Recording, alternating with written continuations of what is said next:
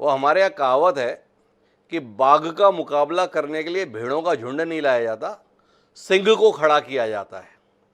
तो आपसे जानना ही है डॉक्टर अजय उपाध्याय जी, बहुत विनम्रता के साथ, कि आप इतने समय में अपना एक नेता नहीं दे सके, और नेता तो दूर की बात, एक संयोजक का पद होता है, उस संयोजक पद तक के लिए आप एक व्यक्ति नहीं तलाश सके। कैसे माने कि आप देश हित के लिए इकट्ठा हो रहे हैं? कैसे माने देश हित के लिए आप दल हित को छोड़ने के लिए तैयार हैं? कैसे माने कि वाकई आप नरेंद्र मोदी और तानाशाही जो आप करार दे रहे हैं उसके खिलाफ गंभीरता से लड़ाई लड़ना चाह रहे हैं? एक व्यक्ति तय नहीं कर पाते आप 4 बैठकों में, और मानते हैं कि देश आप पे भरोसा कर लेगा। अजय उपाध्याय जी, क्या आपको नहीं लगता है वाकई इस स्तर पर आप चूक रहे हैं? इस स्तर पर आप कहीं ना कहीं कमजोर पड़ रहे हैं?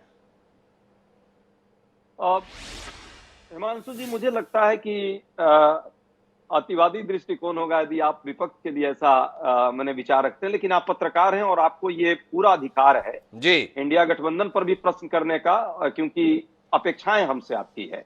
आपकी मतलब इस देश के आम जनमानस की जो लोकतंत्र में भरोसा रखते हैं, वाद विवाद संवाद की प्रक्रिया को आगे ले जाना चाहते हैं, देश में जो मौजूद मुद्दे हैं उन मुद्दों पर जो बहस और डिबेट डिस्कशन करते हैं आप जैसे लोग, तो निश्चित तौर पे आप चाहेंगे कि इस देश में वो संवाद की प्रक्रिया बनी रहे, जन मुद्दों पर चर्चा हो, और उसके लिए विपक्ष को गंभीरता के साथ समन्वय अपना करके कम से कम एक मजबूत विपक्ष के तरह देश में खड़ा होना चाहिए। जो स्थितियां हैं, आपकी इस सोच को, आपकी इस कल्पना को, आपकी इस दूरदर्शिता को भी ये पार्टी, हमारी पार्टी विशेष तौर पे प्रयास करेगी कि इसको लाए, और शीघ्र इन सारे मुद्दों पर जो आपकी क्वेश्चन है, प्रश्न है, उनका भी निदान करने का प्रयास उनका हम लोग निदान करेंगे। करने की कोशिश करेंगे। डॉक्टर अजय उपाध्याय, समझ पा रहे हैं?